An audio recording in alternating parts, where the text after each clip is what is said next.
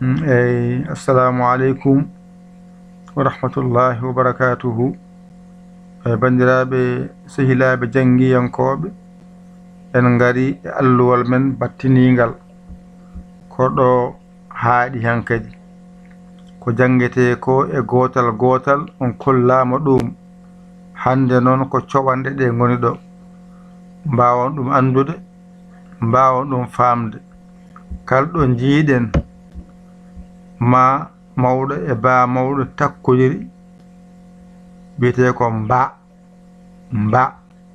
ay ma e ba so ɓe ndewodiri laamgal ala hakkunde he andu ko wiyete ko mba. Sa windino mbaalu mbeewa ko sa wawa ɗum ɗo yahata.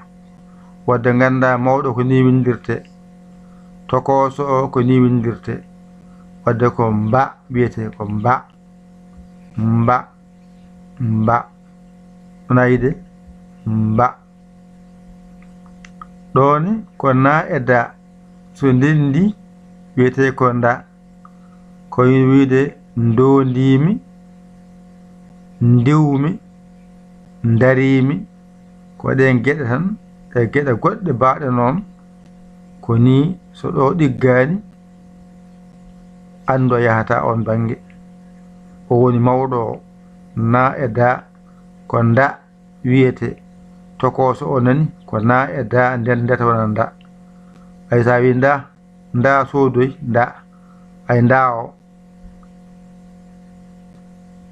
ndondi ndiyam hankadi ko wayi noon. Ɗo so ɗiggani andu ɗum windoytako. Wadde ko na e da so ndendi innirte ko nda. Ɗone ko na e ja ndendata wona nja. Ka sa wi joni njami, njolmi, njulmi, njulimi, njeytimi, hankadi geɗe baɗe noon ko ɗo garata mbawa ɗum windude. Wadde ko na e ja, na mawɗo ja mawɗo so rendi tan andu ko nja woni ɗon nja. Tokoso o nani ko na e ja ndendi wiya nja. Njaafoɗa ay njaafoɗa.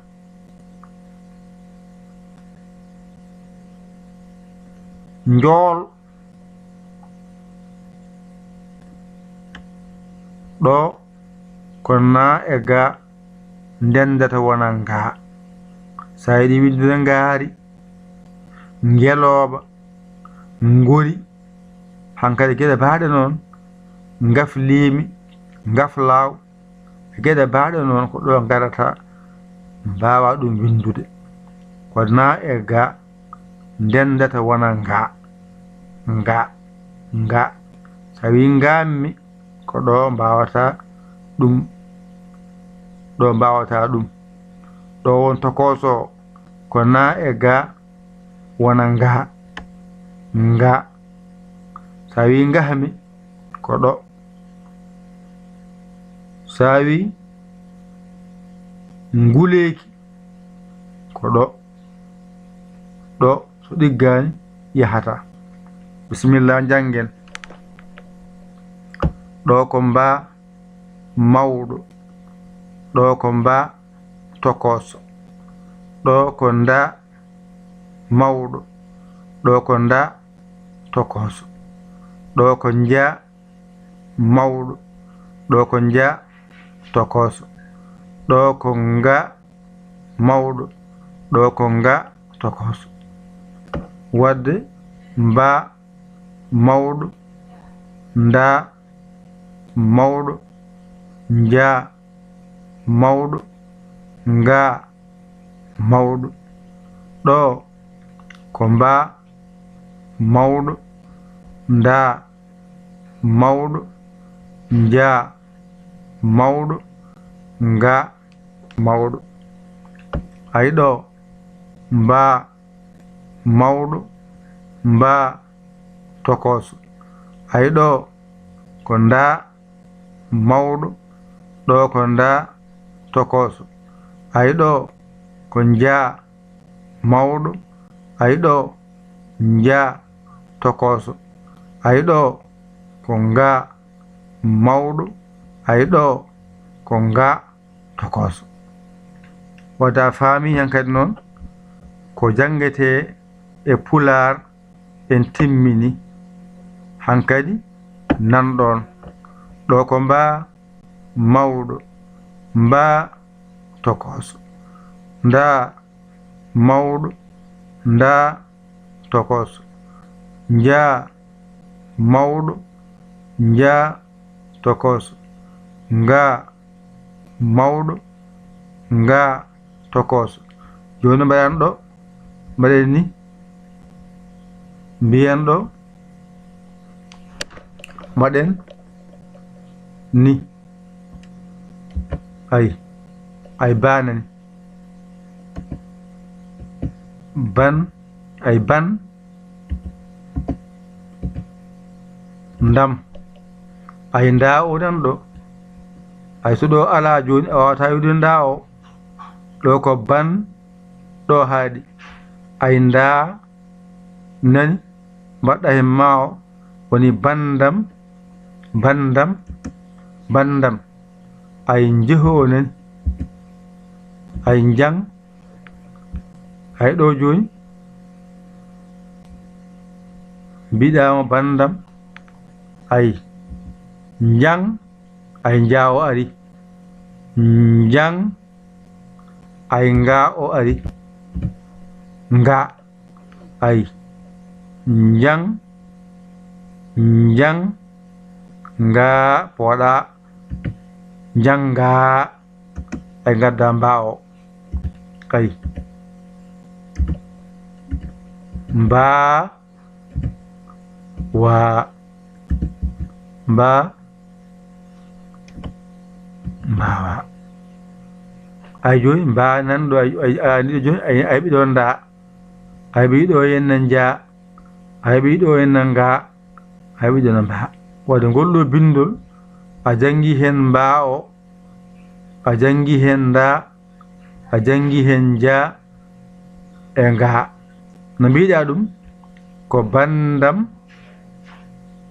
njanga mbaawa ay bandamo ay ban ay ndanani bandam ay nda welti ɗon njanga o ay njaa o e nga o nan ɗon ay mbaawa o mbaa o nani ndeke noon a faami ɗo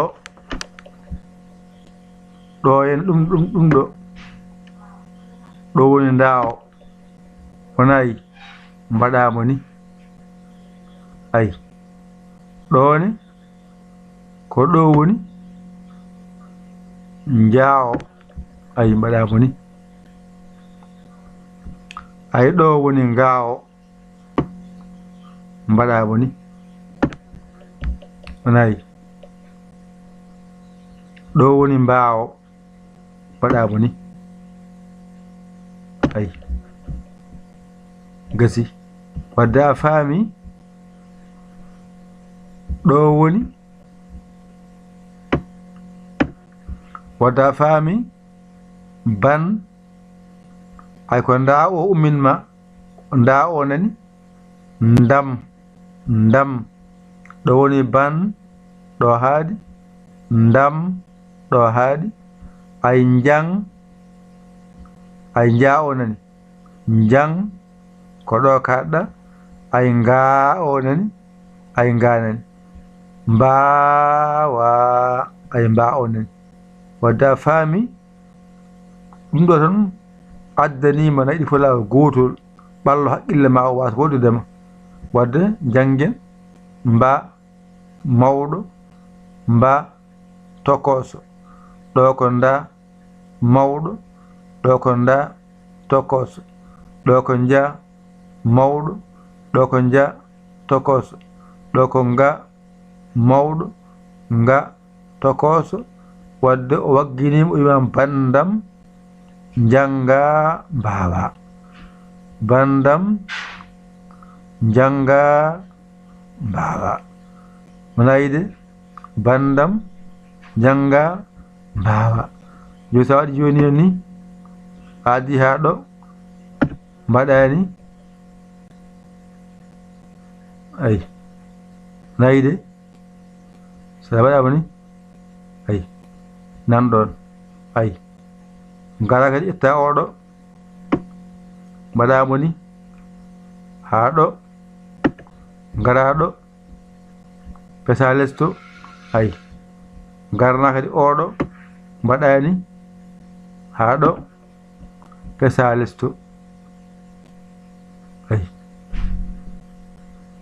gasi gayni ɗo woni bandam bandam ko ɗo haaɗi janga ko ɗo haaɗi mbawa ko ɗo haaɗi wona on jiide wadde ene wayno en jangi en gayni en ɓaari ko jangeteno ko ene wayno Allah walli en e ngari ha ɗon hankadi en ɓaari ƴette kuɗi mon e karneji mon mbañirɗon jangon ɗigga mba mawɗo mba tokoso nda mawɗo nda tokoso nja mawɗo nja tokoso nga mawɗo nga tokoso joni noon